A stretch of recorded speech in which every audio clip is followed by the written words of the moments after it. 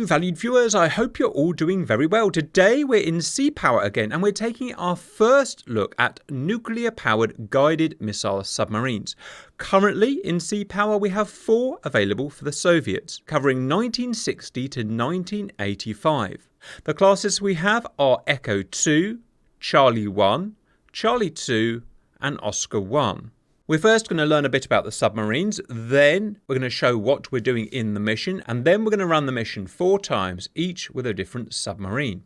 Before we get started, I have to say this is really exciting for me because I've never been into submarines. I've always been into aeroplanes and a little bit into surface vessels, but subs are all new to me. And it's really exciting learning about them essentially from scratch. Now, don't get me wrong, I'm going to make lots of mistakes learning about subs, but I'm really going to enjoy it. And I love reading your feedback as well because I learn a lot from you guys' feedback. So, submarine details. First, Echo 2 is our oldest vessel here.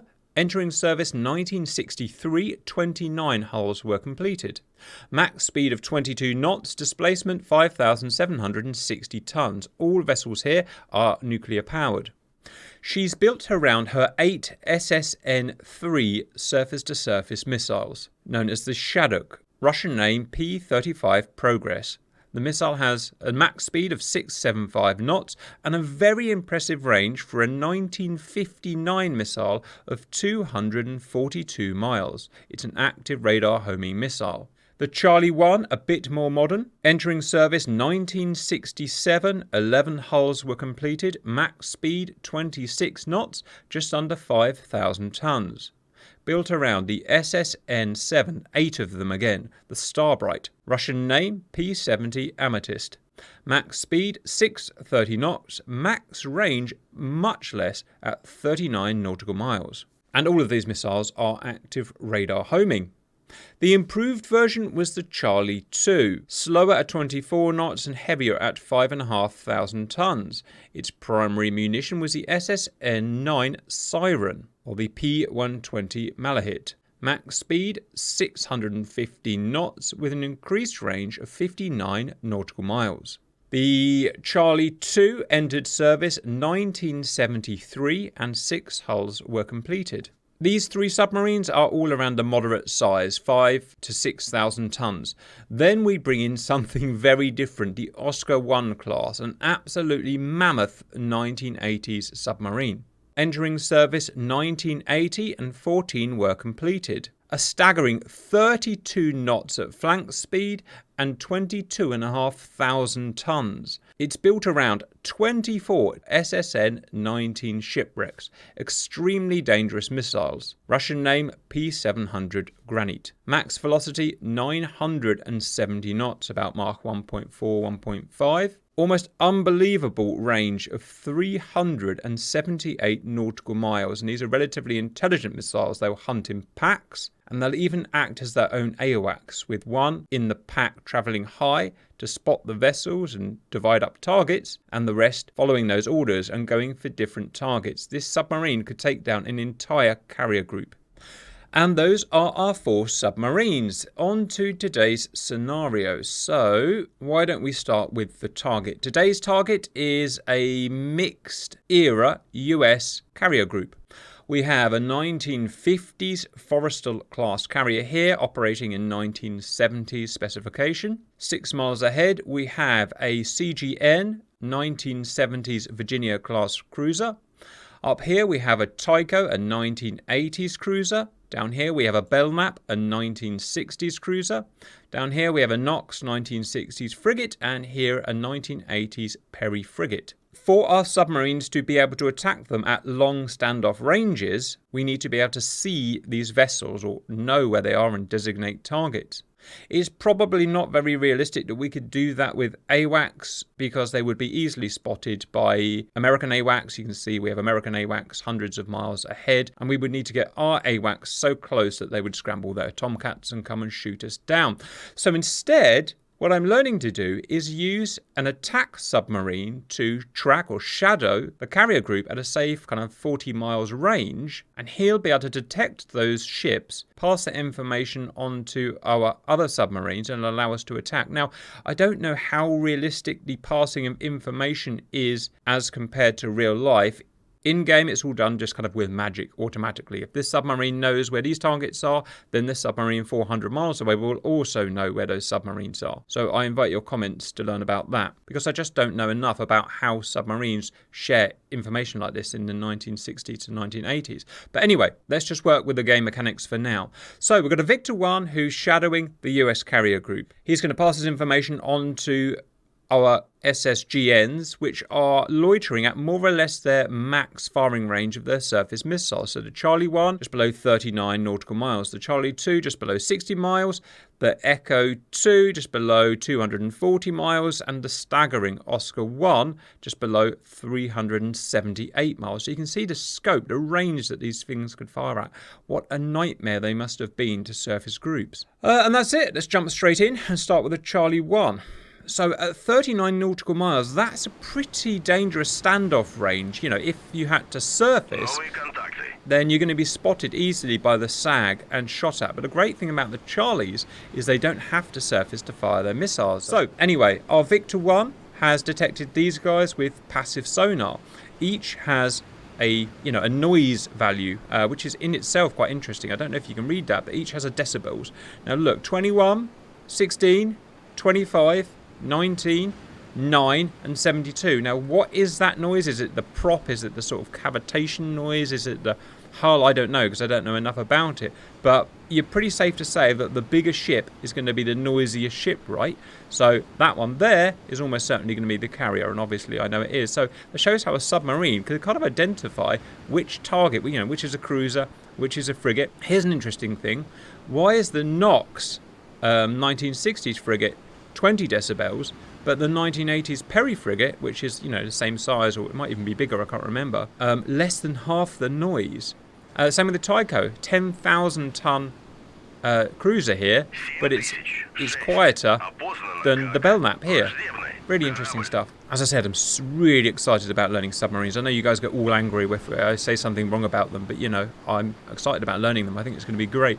Anyway, viewers, Charlie 1 submarine. It's got its 8 missiles and it's ready to fire. So the way I'm going to fire is I'm going to go Charlie 1, engage with that missile there with a salvo of 8, because obviously it's going to fire them all, not just one. And I'm going to fire at the loudest target, which I've lost. So where's it gone? Well, the loudest target is now the quietest target. It's that one there. So that's weird, isn't it? I don't know why it's done that. Well, I'm pretty sure that's going to be the one anyway, so I'm going to fire.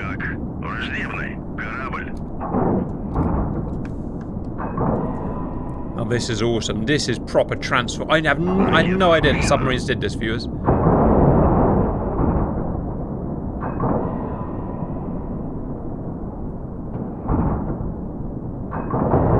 So these missiles are deliberately designed to be fired from, 100 whatever feet below the surface.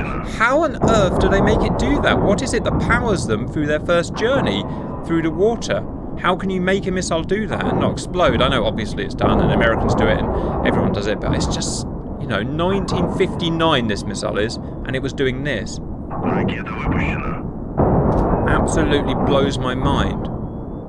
And the cells where the missiles are kept, you can see they're very similar to the cells on certain surface vessels like the Slava cruisers and a whole bunch of missile vessels. Right, I should probably concentrate on what's going on, so let's see. As the distances aren't very big, but how cool is that, right? Literally, I had no idea that they would act like that. Again, 1960. Right, the SAG is firing. I could probably even find the SAG. No, I can't. Yes, I can. Also, pause. We've identified which ship is which. How on earth can it do that? How does the submarine know that is a Virginia? It's all modelled, it's all correct. So I invite your comments on that, viewers. Do they go and listen to certain American vessels and know that that prop sound is that particular vessel? Call her. The more I play Sea Power, the more I enjoy it, viewers. So, SSN 7, 630 knots, 200 feet. It's a moderately easy target to take down for a mixed fleet. Looking forward to learning the attack submarines properly as well, viewers, and the various dynamics that we're going to have to learn for that. That's going to be super cool, right? Oh wow, almost all of the missiles are down. 3 missiles remaining of the 8. Yeah, it's just not man enough to take down an action group of this size. You would need a whole bunch of submarines firing at once, which must be very difficult to do, right? Because you'd have to maneuver the submarine into the path of the incoming... I don't know. Let me know your thoughts again. I suppose the submarine could travel just as fast as the SAG, couldn't it? Why are the incoming missiles missing? Oh, that I don't know, viewers. Some kind of reason. Right, that's it. Now we'll restart each time so that we get a fair test, but that was the Charlie 1. Alright, Charlie 2. I haven't actually tried this one yet, so it's going to be interesting. It looks very similar. Charlie 2, engaged with that. With 8 of them, engage him, go. Here's a question for you viewers. Does the submarine have to be pointing towards the target, or can it be pointing away? Also, what are its depth parameters? Obviously, the missile could only be fired from a certain depth. What depth would that be?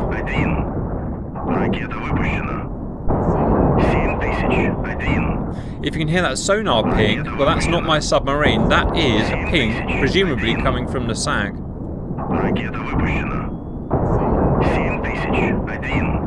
Here we have the siren. We've used the siren before in DCS, 650 knots. Note how it's lower. The other missile was 200 feet. This is 130 feet, and obviously the lower it goes, you know, the harder it is to shoot down. Yes, you see they're changing directions. I didn't spot that last time. The Tycho's heading towards the submarine to do whatever he's going to do to it. No idea whether they spotted it or not. I also like, in DCS, you know, they're more modern surface groups with VLS. I kind of like the vulnerability of pre-VLS ships. It makes them so much easier to hit. Rather than that kind of invincible wall of missiles that just can't get through.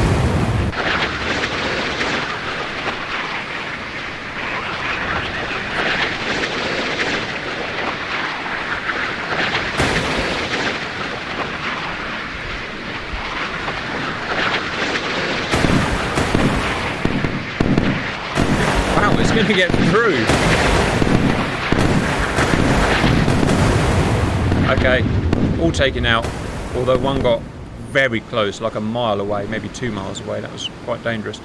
That was Charlie 1 and Charlie 2. I mean, even that submarine with its 8, you know, old 1960s missiles troubled, you know, a mixed year heavy carrier strike group. So that was quite hardcore. I don't know why he hasn't shut his things. He should probably think about doing that. Let's move on to the Echo 2. Now this is an older sub and it needs to surface to be able to fire, which will make it vulnerable obviously, but that said, you know, 240 miles away, does that really make it vulnerable? Let me know what you think. So that's surface.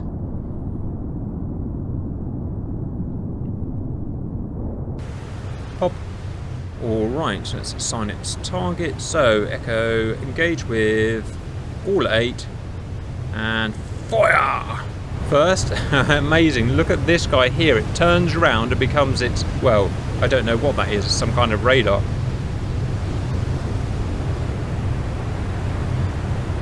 And look at the size, look how much submarine is dedicated to firing these missiles.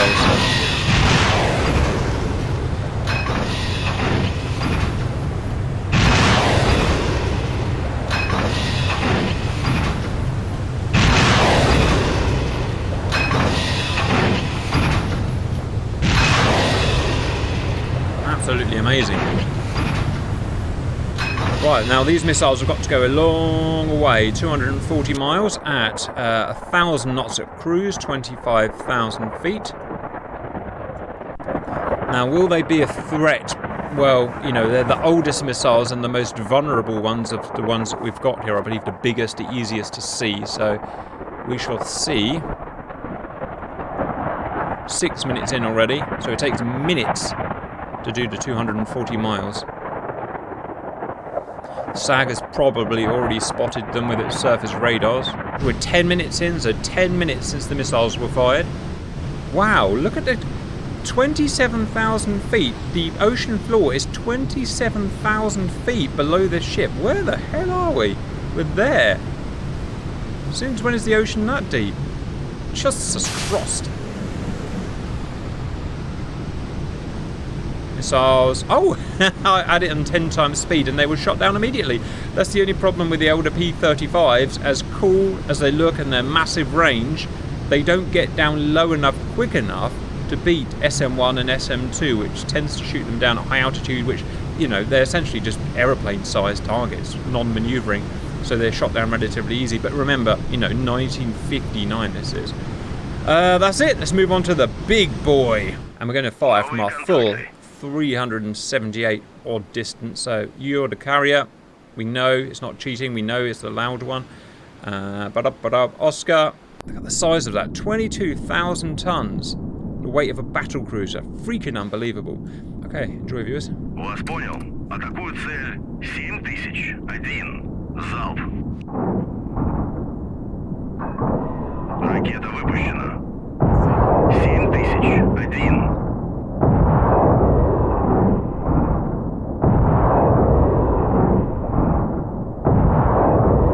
Ракета выпущена.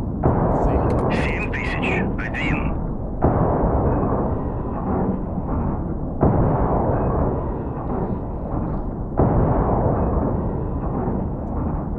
More.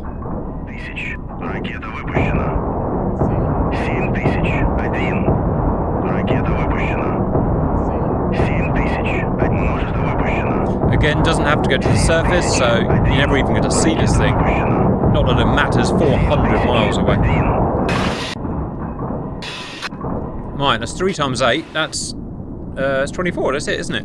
Right, 24 near-on, time-on-target missiles fired by this giant Oscar 1. I am terrified. Why did American sailors ever do this? It's absolutely terrifying. As I said, these will split well. Actually, I don't know, because I've never fired 24, but what usually happens is they split into packs of 5 to 8, from what I've seen. And then again, if needed, one will go high. If not, then they'll all go down low. They're super fast. You can see it in their cruise. They're 1,600 knots. That is Mark a million. I don't know. I can't do that in my head. It's Mark 2.5, which is ridiculous. Now, it won't impact that speed, obviously, because down low it has to go slower due to air pressure. But still, just getting to the target at Mark 2.5 is pretty cool, right? Unlike DCS, the missiles don't blow up if they bang into each other, which I prefer, because otherwise, look, they would just be constantly banging into each other. I wonder if they would bang into each other in real life. Probably not, because you see they're all perfectly at altitude here, which would never happen. They'd never be perfectly at altitude. So there'd probably be some natural separation. They wiggle about like that, I believe, to make them harder to track and harder to shoot down. 10 minutes in. Probably another 10 minutes to go. So if in firing these missiles, even though they're going 2.5 times the speed of sound, you'd need to wait 20 minutes for them to get to target. Diving down now at about 150 kilometers. At some point the Americans are going to be hearing vampire, vampire, vampire. Something you absolutely don't want to hear. I wonder how many anti-ship missiles were fired in anger in real life. Were any fired in anger in real life in terms of this type of missile? I know obviously real anti-ship missiles have been fired, but you know, this supersonic type, was that ever fired? Because I think, no, it wasn't Russia that only operated them, it was other countries. Let me know, viewers. Anyway, we're down to 970 knots, 8,000 feet. We're diving down for terminal now at 50, whatever it is, 60 kilometers. Now here's the problem for the Americans. 970 knots at 50 feet, right? What can intercept that? Basically nothing. Incredibly dangerous. Again, in DCS for some reason they're not very good, but in sea power they are very good and very hard to stop. Now, which game has got it right? Well, Sea Power is a dedicated naval sim, so I would probably go with Sea Power. Okay, they're splitting up now and doing their terminal manoeuvres.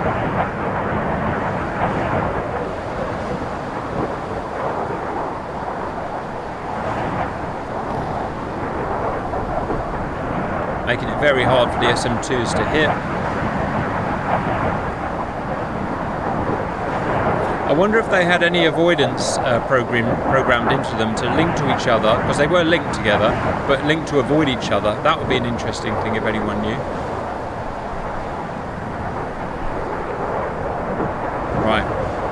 pretty sure I know what's going to happen here, viewers, but... Okay, some have been shot down, I think. The high one got shot down. Another shot down, another... Look at that, that's in 1-to-1 speed. We're already inside the carrier group now. Chaff going out.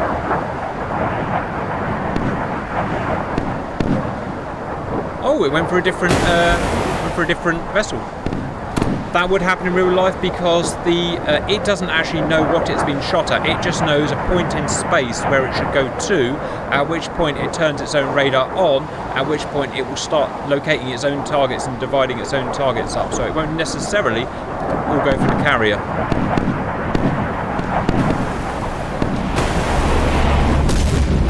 This one will, though.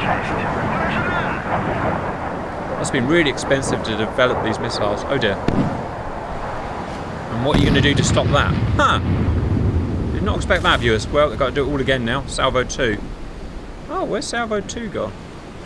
I definitely fired 24. Oh, they've mixed in. Oh dear. I wonder if they did that on purpose, but they've just mixed in Salvo 2 and Salvo 3. I don't know why it's done that. But it makes it harder to shoot down, as we know from DCS. Oh, a ship's been hit there. That's the Belknap. The Belknap's gone. Look, the mag's gone up. You can tell because look at the size. Look at the size of the smoke.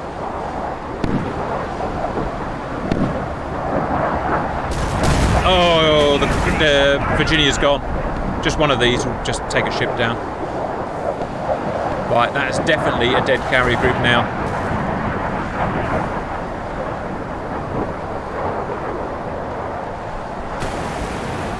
Oh dear. And that's actually the first time I've run this through, viewers, so I didn't know what was going to happen, but 24, I knew it was going to be troublesome. So 24 P700s, Virginia is dead and sinking, literally dead and sinking. The Belknap is dead and sinking. The Forrestal is not dead, but you're not going to be operating any aeroplanes off that. The towers, whatever it's called, the island's been hit, and the main hull has been hit, and you know it would need to get its damaged crew operating quickly so it didn't spread to munitions and stuff. So it's definitely essentially a dead carrier group, all from one Oscar class submarine, which never put itself in danger at 400 miles away. It never put itself on the surface, not that it really matters at 400 miles away in my opinion anyway, and off it goes to get some more missiles. I mean, just the absolute obscene terror of that is just ridiculous. And these are still operating, by the way. There's not all of them, but I think there's 5 or 6 still in service. I mean, even now, that missile, in my view, even against a modern CSG, is really dangerous. What do you think? I like sea power because it gives you a new, you know, view on things, doesn't it? What's that? It must be a helicopter. How dangerous some of these things are. Absolutely nuts. Anyway, lots to learn from that, lots to take away, lots to discuss. What do you want me to do with these submarines? Because, you know, I can't put anything against this because it will just destroy everything. Put a Nimitz carrier group in, it'll probably just have the same amount of damage, to be honest. Absolutely nuts, viewers, absolutely nuts. I hope you enjoyed that, and bye.